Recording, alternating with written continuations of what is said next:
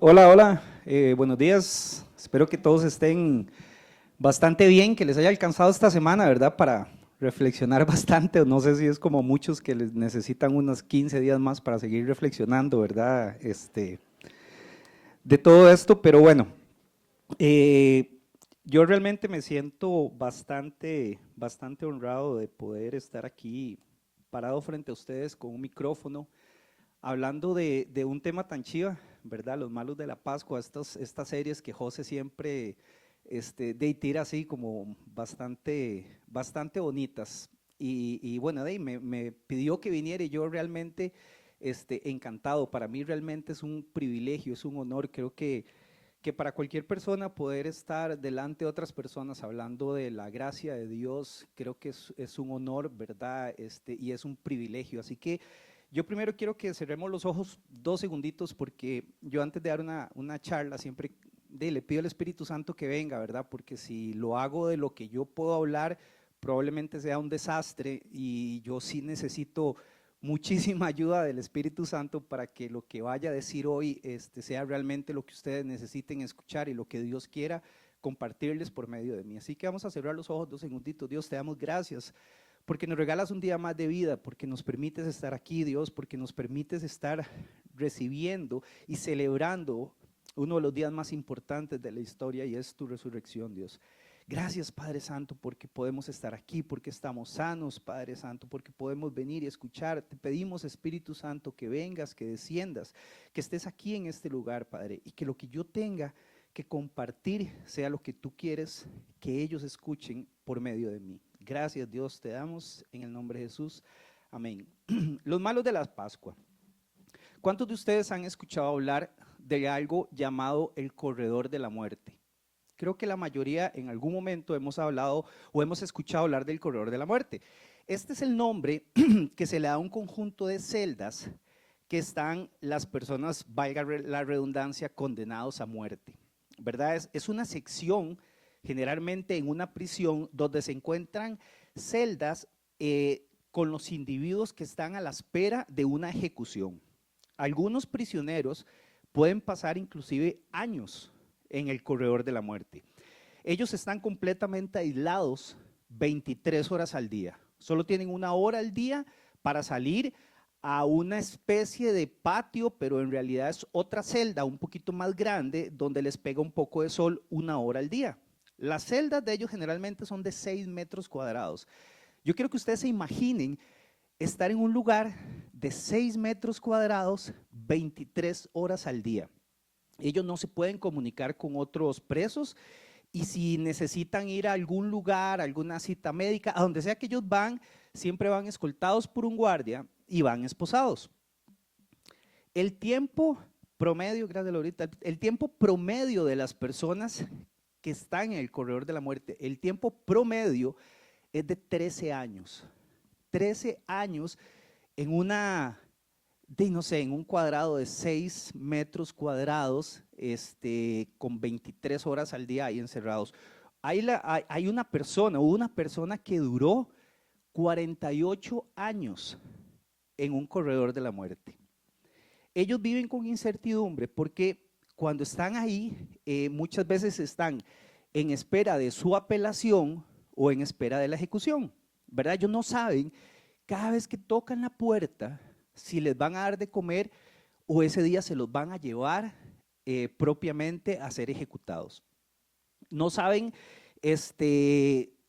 la angustia, o sea, yo me imagino la angustia que deben de tener estos tipos y mujeres, ¿verdad? Porque también hay corredor de la muerte para mujeres, donde están ahí, simple y sencillamente, en un lugar 23 horas al día, esperando morir, esperando que alguien llegue y toque la puerta y les diga, ya es su turno.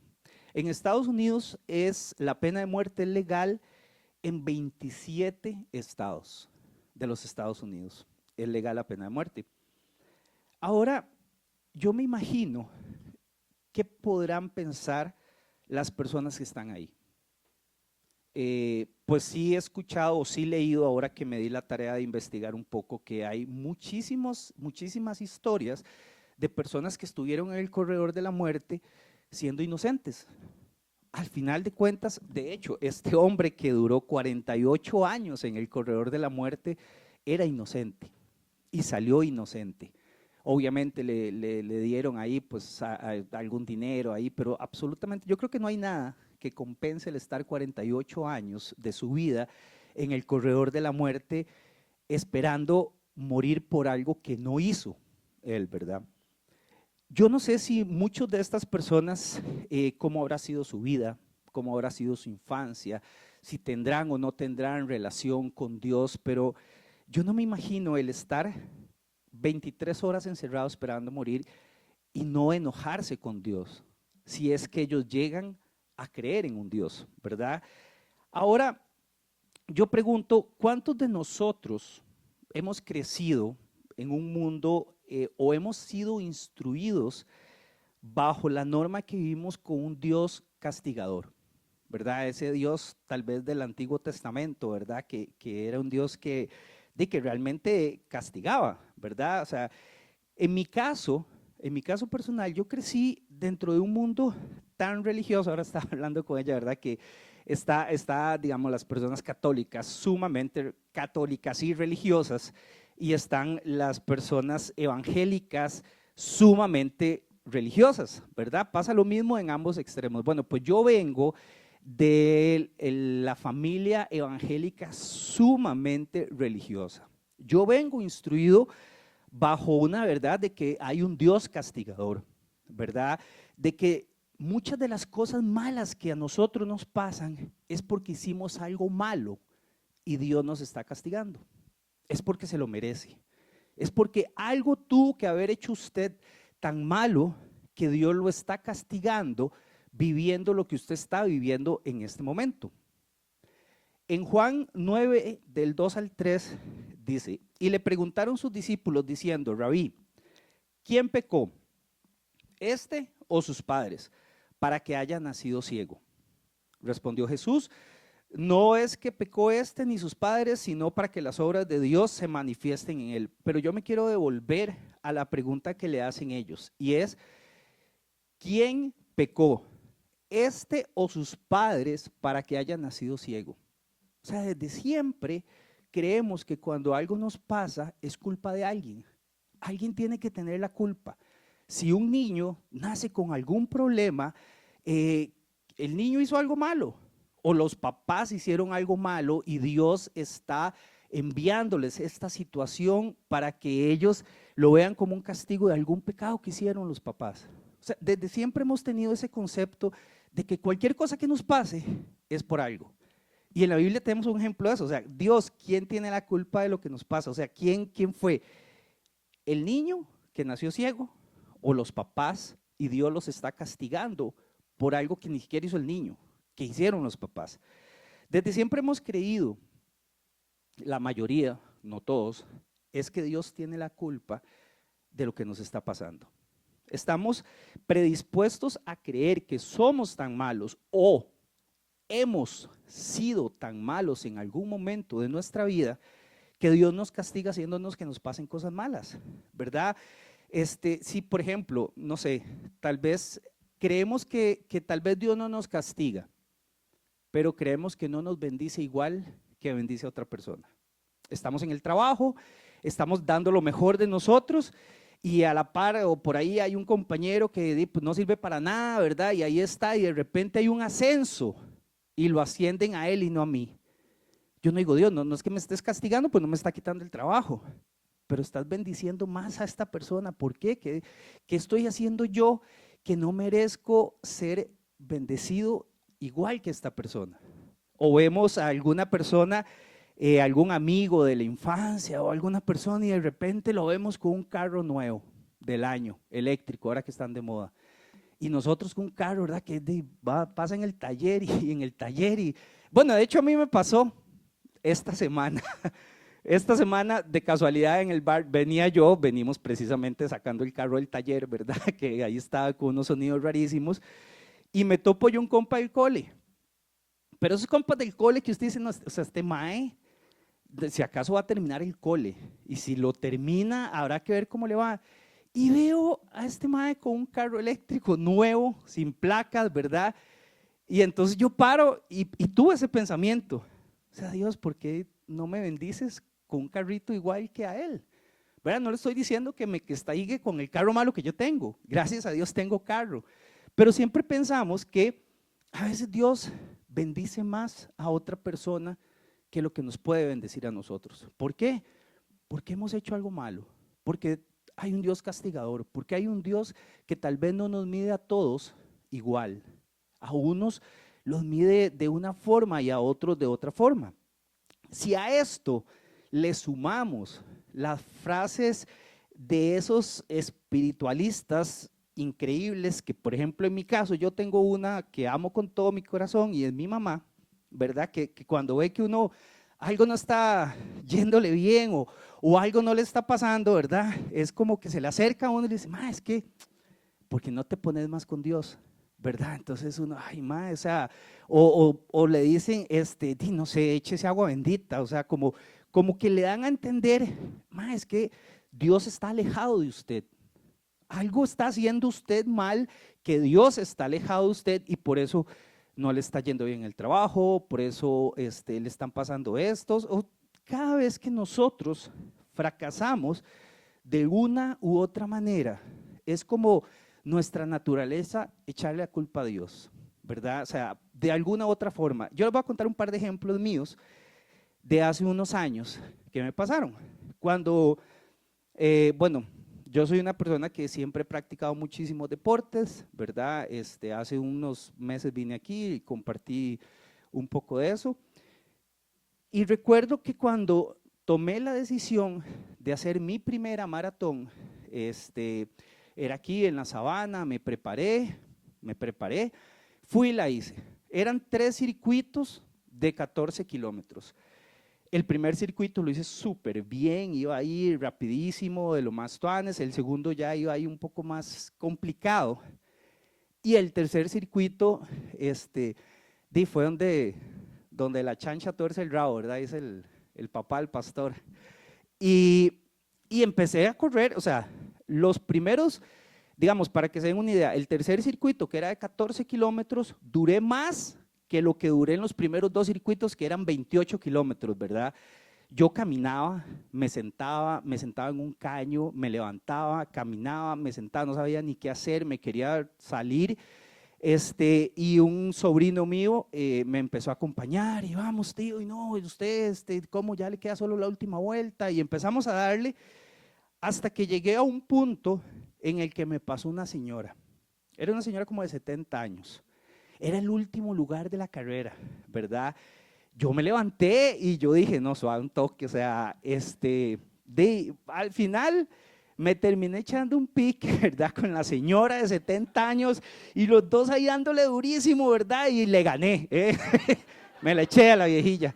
Le gané, pero como por 50 metros, o sea, ¿verdad? Fue una escena, yo ya me imagino el ridículo, seguro es un carajillo con una señora, ¿verdad? Y bueno, y he hecho otros eventos donde me ha ido bien, pero he terminado en una camilla con suero, en una ambulancia.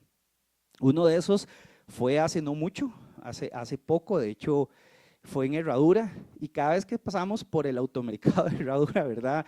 Mi hijo que está ahí ve la columna donde yo estaba tirado y me dice, vea papi, la columna de la muerte, ¿verdad? Porque ahí fue donde yo quedé tirado y tuvo que llegar la ambulancia y todo. Entonces, en esos momentos, en algún momento de mi vida yo dije, Dios, ¿por qué permitiste que yo hiciera ese ridículo, verdad? O sea, ¿por qué dejaste que me fuera tan mal? Y no fue culpa de Dios, fue mi culpa de irresponsable porque, digamos, en la primera maratón no había, o sea, nunca había corrido tanto ni me había preparado, pero yo creía que era muy carga y que lo podía hacer y me metí responsablemente. Y pagué las consecuencias de mi decisión. No fue que Dios dijo, ah, no entrenó lo suficiente, te castigo en esta maratón. O no se hidrató bien en aquella competencia, te castigo en una ambulancia con suero ahí medio muerto como 2 horas. Porque las cosas no son así. Sin embargo, muchas veces nosotros mismos somos simple y sencillamente los que recogemos los frutos de lo que hemos sembrado. Y no tenemos que estarle echando la culpa a Dios de cada situación que a nosotros nos pase. Cuando nos pasa algo malo, yo creo que hay tres preguntas primordiales que siempre hacemos. Tal vez no las gritamos, tal vez no las decimos, ay, pero es algo que siempre decimos y es, ¿por qué Dios? ¿Verdad? Nos pasa algo y nos dice, Dios, pero ¿por qué? ¿Por qué permites esto? ¿Y por qué a mí? Son como tres preguntas que siempre le decimos a Dios. Dios, ¿por qué? ¿Por qué estás permitiendo esta situación? ¿Verdad? ¿Por qué estás permitiendo que esto me pase a mí? ¿Verdad? Y creemos inclusive que Dios no nos ama. Nos acordamos de aquello donde nos dijo, o sea, tenés que acercarte más a Dios o échese agua bendito o algo pasa con nosotros que creemos que cuando algo no está bien en nuestra vida es culpa de Dios. Es que Dios se alejó de nosotros, es que Dios nos está castigando, es que Dios nos está mandando algo porque lo merecemos, porque fuimos malos, porque no, muchas situaciones que pasamos en nuestra vida es simple y sencillamente porque así es la vida. La vida es la vida, la vida es dura, la vida es complicada y la vida no es complicada para nosotros que tratamos de buscar de Dios, la vida es complicada para todo el mundo y no necesariamente Dios nos manda castigos por lo que hemos vivido. Muchas veces somos nosotros mismos los que nos buscamos terminar haciendo el ridículo en alguna carrera ahí tirados y todo el mundo viendo, ¿verdad? La escena donde está uno ahí todo ratonado y pegando gritos. Y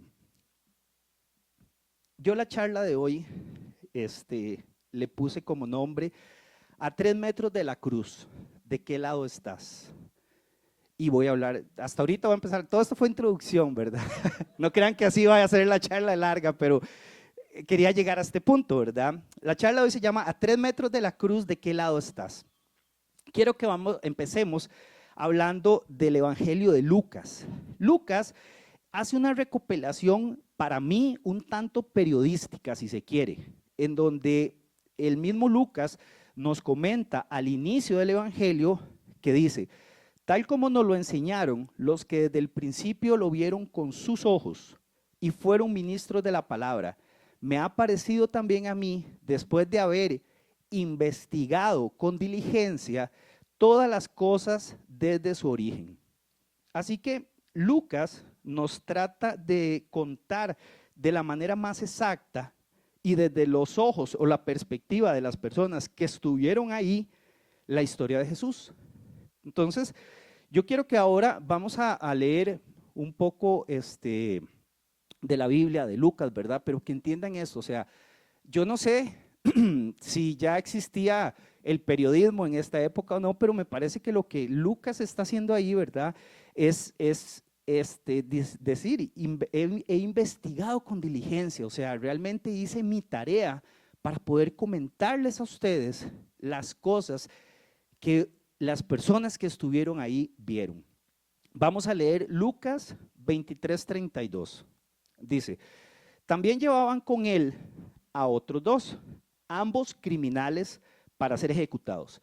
Cuando llegaron al lugar llamado La Calavera, lo crucificaron allí junto con los criminales, uno a su derecha y otro a su izquierda. Ahí ya Lucas nos está contando el tema propiamente de la crucifixión. Y ahí es donde empieza ya a asomarse un poco el personaje de esta charla, el malo de la Pascua que vamos a ver hoy. Se dice que la crucifixión nació en Asiria allá por el año 6 antes de Cristo. O sea, no fue que los romanos inventaron qué castigo le ponemos a Jesús, crucifiquémoslo, no, ya eso existía, ¿verdad? En la antigua Roma la crucifixión era la forma más humillante, cruel y aterradora de morir. Humillante, ¿por qué? Porque exhibía el bajo estatus social del criminal. O sea, la crucifixión estaba hecho para aterrar a la persona que iba a ser crucificada. Era sumamente humillante, era de las peores muertes que podían haber. El cuerpo de una persona crucificada podía morir incluso días después de estar colgado ante la mirada de los transeúntes, ¿verdad? Ante lo que llamaríamos ahora el efecto Mirón, ¿verdad? Hay algo en nosotros, hay algo en el ser humano que cuando pasa alguna situación, algún accidente, algo malo a otra persona, tenemos que ver, ¿verdad? Tenemos como ese morbo. Y para eso estaba diseñada la crucifixión, para que las personas vieran a la persona que estaba ahí sufriendo. El cuerpo de la persona crucificada experimentaba una mezcla de asfixia, pérdida de sangre, deshidratación y fallas en diferentes órganos. O sea, estamos claros que esta era una de las peores muertes que ha existido durante toda la historia. Este castigo, la crucifixión, era reservada para los peores, o sea, para los peores criminales, para las personas que habían cometido los peores actos, estaba guardada la crucifixión, ¿verdad? Sabemos por qué crucificaron a Jesús, pero aquí es donde yo quiero que pensemos un momento, ¿quiénes eran los dos criminales que estaban crucificados a la par de Jesús? Yo no me imagino qué clase de crímenes habían cometido este par de maes para que hayan merecido la crucifixión, ¿verdad? Muchas veces nosotros no pensamos en eso, en qué clase de bichos, por decirlo así, eran estos dos criminales que merecían este castigo de la crucifixión. La Biblia realmente no nos da muchos detalles de estos dos sujetos, no conocemos sus nombres, tampoco sabemos qué fueron los crímenes que ellos cometieron. Pero de algo creo que sí podemos estar seguros, y es que probablemente habían sido personas sumamente violentas que habían hecho algo lo suficientemente malo como para merecer el castigo. Bueno, para merecer no, realmente creo que nadie merece un castigo como este, pero en aquellos años, en aquel momento, algo habían hecho ellos que lo que continuaba, lo que ellos habían hecho era la muerte bajo el tema de la crucifixión. Muy probablemente estos dos criminales tal vez nunca habían escuchado hablar de Jesús. ¿Por qué? Porque probablemente, y aquí es algo que yo estoy especulando, es algo que yo pienso, porque tal vez ellos estaban en una cárcel. Cuando Jesús ya estaba con su ministerio y ya se estaba dando a conocer, probablemente estos dos criminales estaban en el corredor de la muerte de aquel entonces. Probablemente estaban ahí en un corredor de la muerte, en una celda, esperando ser castigados, sabiendo que lo que les tocaba a ellos era la crucifixión, que probablemente ellos ya habían visto y sabían cómo era, ¿verdad? Después de una vida llena de tropiezos, una vida que, si es que ellos creían en algún Dios en ese momento, estaban probablemente dejando de creer, porque yo no me imagino el resentimiento, el odio o la ira que pueda sentir una persona que está en un lugar esperando a ser torturado, esperando a morir con Dios, ¿verdad? Y ahí es donde viene esta conversación, probablemente, Dios, ¿por qué a mí? ¿Por qué me está pasando esto? O sea, si yo no he hecho nada malo, ¿por qué estás permitiendo que esto pase conmigo? ¿Por qué estás permitiendo que esto le pase a mi hijo? ¿Por qué permites que esta situación? Y podemos tener una serie de preguntas al respecto. Creo que en algún momento de nuestra vida, en alguna situación le hemos recriminado a Dios algo. Yo por lo menos se lo he recriminado muchísimo. Y después de la situación del tema de la cadera que yo tuve y del reemplazo y de todo lo demás que yo he tenido que pasar, que ya no puedo hacer toda la parte deportiva que yo hacía, yo he tenido conversaciones sumamente serias con Dios. Y les voy a abrir mi corazón. De hecho, el estar aquí enfrente de ustedes hablando de la gracia de Dios, a veces me cuesta mucho, porque yo todavía a veces tengo esos resentimientos con Dios, ¿verdad? Yo en algún momento creí que el propósito mío en la vida era de hacer eventos de ultradistancia, que era lo que yo hacía fuera del país, eventos que aquí ni siquiera se hacen, y estar pues ahí haciendo podio, ganándolos y todo lo demás, y gracias a eso a mí me hacían entrevistas, me hacían reportajes, y cada vez que yo tenía la oportunidad de poder conversar de lo que había hecho, de la última aventura que había podido hacer, yo siempre aprovechaba para hablar un poco de Dios y decir, es que si ustedes no creen en los milagros, es mejor que lo crean porque están viendo a uno, porque Dios enderezó mis piernas. Es que si no saben muy bien de lo que les estoy hablando, los invito a que vean el video de esa charla, porque si no tendría que volver a contar toda mi vida. Y yo decía, ese es el propósito de Dios para mi vida, que darme la fuerza para yo poder ir afuera, hacer eventos sumamente locos, hacer eventos sumamente difíciles, que me vaya tan bien, que me llamaran para hacerme una entrevista, hacerme un documental y ahí poder hablar de Dios. Yo decía, esto es lo que Dios quiere para mi vida. Y así estaba sucediendo. Me invitaban, hacían documentales, hacían entrevistas, me invitaban a grupos de corredores, a equipos de juegos nacionales, yo conversaba, hablaba un poco de las cosas deportivas que había hecho y siempre terminaba hablando un poco de Dios. Hasta que de la noche a la mañana me dice el doctor, usted tiene un desgaste de cadera, grado 3, hay que operar y usted nunca más en su vida va a volver a correr y nunca más en su vida va a poder hacer todo lo que usted hacía. En ese momento yo dije, yo simplemente dije, Dios, ¿qué es la vara? O sea, ¿qué es? Que no le estaba funcionando, o sea, me estás quitando el propósito de mi vida. Ya yo lo que hacía era venir a hablarle de Dios a la gente que no era en una iglesia, que era en otros lugares y que probablemente no me escucharían hablar de Dios de la forma que me escuchaban, porque primero les contaba las proezas deportivas que había hecho y cuando ya los tenía sumamente entretenidos les hablaba de Dios y de repente simplemente pasó esto y ya no podía hacer eso más. Yo decía, ya no me volvieron a invitar, ya qué proeza les voy a contar si ya no estoy ni siquiera haciendo deporte, ya no puedo hacer absolutamente nada. Y en algún momento el que José me invitara fue como, wow, o sea, Dios, pero ¿cómo es la cosa, verdad? O sea, ya me estás quitando la posibilidad de hacer lo que yo pensé que era mi propósito y ahora sí quiere que yo vaya y me pare y hable, ¿verdad? Entonces, muchas veces lo que pasa en la vida no es culpa de Dios. El desgaste de cadera que me pasó a mí no es culpa de Dios. Me caí en una bicicleta, eso me reventó el cartílago y simplemente una cosa llevó a la otra, se me hizo un desgaste, me tuve que operar porque ya el dolor era muy grande y después de una operación no puedo volver a hacer lo que hacía. Pero no fue que simplemente Dios llegó un día y dijo, no me gustó la última charla que dio este mae, que se le quiebre la cadera y nunca más pueda volver a hacer nada. Porque así no funciona Dios.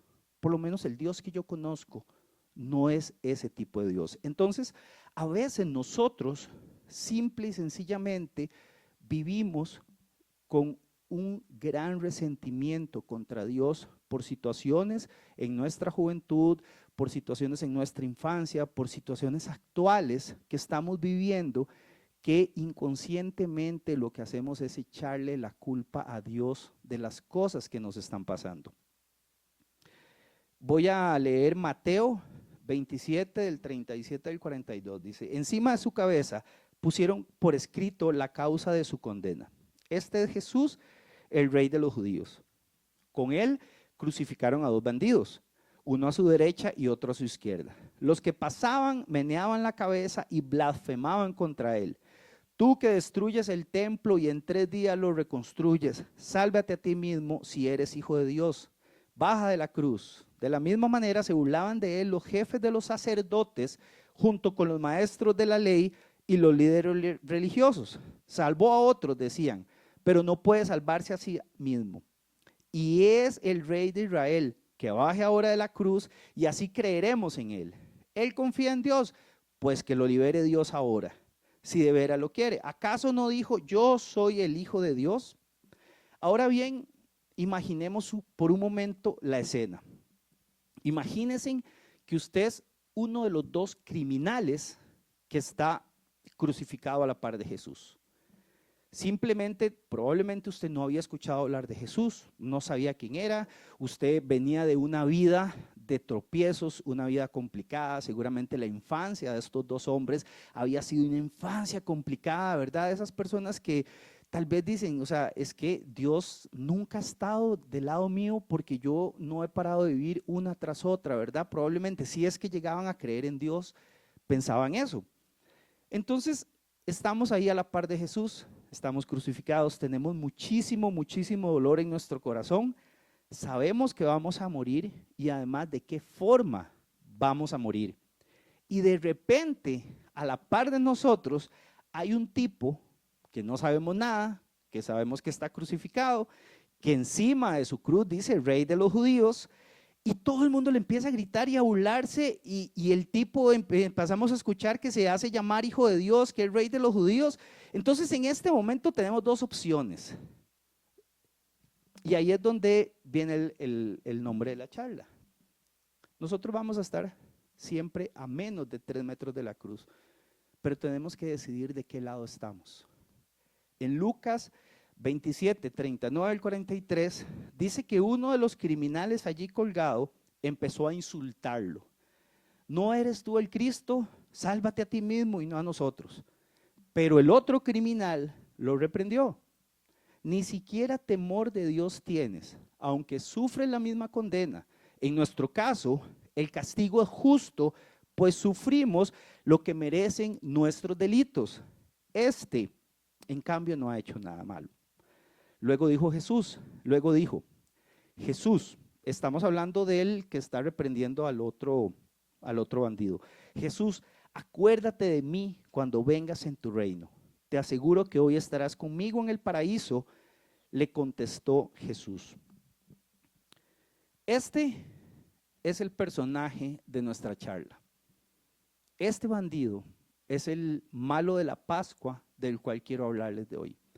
Nosotros podemos aprender muchísimas cosas de esta pequeña interacción que tuvieron Jesús y estos dos individuos. Y es que en los momentos más dolorosos, cuando creemos que todo está perdido, imagínense, estás en una cruz, estás simplemente contando el tiempo para morirse. Probablemente llega un punto del dolor tan grande que ya lo que usted quiere es morir. Que eso pasa con las personas, muchas de las personas que están en el corredor de la muerte.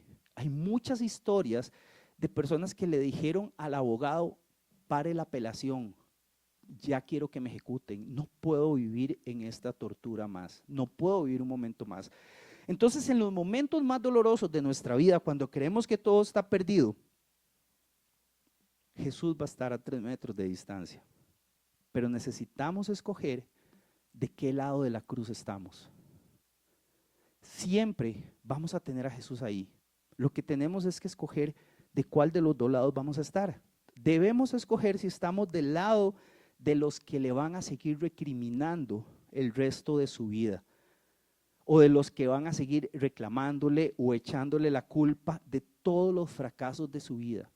Muchas veces creo que yo, no sé ustedes, pero yo he estado de ese lado de la cruz, del lado de reclamar, del lado de recriminar, del lado de echarle la culpa, del lado de estar enojado, del lado de estar señalándolo, del lado de estarle recriminando un montón de cosas. Este hombre y esa pequeña conversación que tuvo con Jesús nos enseña, y eso es algo chivísima, que la gracia de Dios está disponible hasta en los últimos momentos de nuestra vida. Muchas veces nosotros creemos que para recibir la gracia de Dios tenemos que hacer algún acto, tenemos que hacer algo, ¿verdad? No creemos o no entendemos que la gracia de Dios es gratis y la podemos tener hasta en el último suspiro de nuestra vida. A este hombre en la cruz no le daba tiempo de hacer buenas obras. No le daba tiempo de ir a disculparse con las personas a quienes le había hecho mal. Él estaba en la cruz, ya se estaba muriendo. Él ni siquiera, este bandido ni siquiera estaba probablemente pensando en todas las personas a las que le tengo que ir a pedir perdón, ahora tengo que ir a hacer esto, o tengo que ir a hacer esto otro, o tengo que ir a orar tantas veces, o decir tantos Padres Nuestros, o tantas otras cosas que nos han enseñado que necesitamos ir a hacer para ganarnos la salvación, o para ganarnos la gracia de Jesús. A él no le daba tiempo de hacer absolutamente nada de estas cosas. La salvación es por gracia y no por obras. Y estamos a menos de 3 metros de distancia de Jesús. si queremos estar del lado correcto. Tenemos que dejar de reclamar y empezar a tener más fe. Vean, una simple expresión de fe fue suficiente para salvar a este hombre. Una pequeña expresión de fe. Él no llegó y le dijo un montón de cosas. Él no llegó a decirle: Jesús, voy a confesarme contigo y te voy a contar todo lo malo. No, porque no le daba tiempo.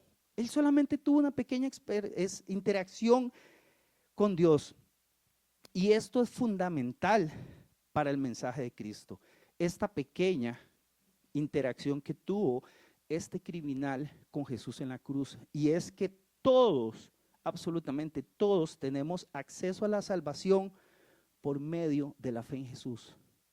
Él lo único que hizo fue decirle: acuérdate de mí cuando estás en el paraíso. Realmente yo no lo voy a juzgar, usted no hizo nada malo, usted no me conoce, no sabe quién soy yo, no sabe qué montón de cosas malas he hecho, pero yo voy a tener un poquito de fe, y fue lo único. No importa cuál sea nuestra situación actual, no importa qué tan malo creamos ser, qué tan mal creamos estar, qué tan hundidos o qué tan malos creamos ser o creamos haber sido. La salvación es por gracia y es solo cuestión de una elección. ¿Decidimos reclamar y desconfiar o decidimos tener esa pequeña interacción de fe? A veces creemos que necesitamos hacer muchísimas cosas para ganarnos el favor de Dios. Yo, por lo menos, he crecido en un ambiente religioso que me ha enseñado que necesito hacer demasiadas cosas para ganarme la gracia de Dios, que necesito hacer un montón de cosas, por lo menos para estar aquí parado delante de ustedes hablándoles de Dios.